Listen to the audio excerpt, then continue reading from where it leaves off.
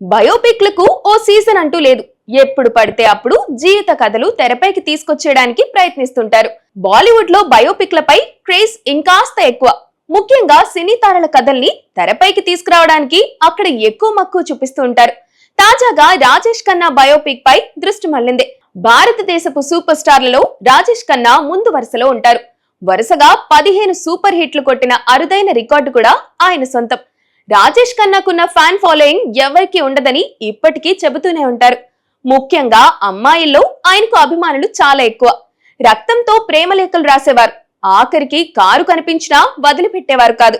ఇది రాజేష్ ఖన్నా కారు అని చెబితే ఆ కారులో ఆయన లేకపోయినా ఆ డోర్ మీద లిప్స్టిక్ మార్క్స్ పెట్టేసి వెళ్లిపోయేవాళ్ళు. ఇంతటి రాజేష్ ఖన్నా స్టార్డమ్ కూడా ఒక్కసారిగా కుప్పకూలింది.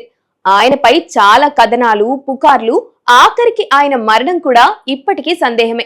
ఆయా అంశాలు జోడించి ఎన్నో పుస్తకాలు కూడా వచ్చాయి.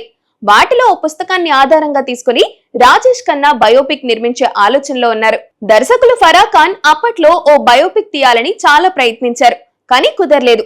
ఇప్పుడు ఆమెనే ఈ చిత్రానికి దర్శకత్వం వహిస్తారా, లేకపోతే మరొకరు ఈ బాధ్యత చేపడతారా అనేది చూడాలి. అన్నట్టు రాజేష్ ఖన్నా పాత్ర కోసం టాలీవుడ్ నుంచి ఓ యువ హీరోని సంప్రదించారట నిర్మాణ సంస్థ. అయితే ఆ యువ హీరో సున్నితంగా తిరస్కరించాడు.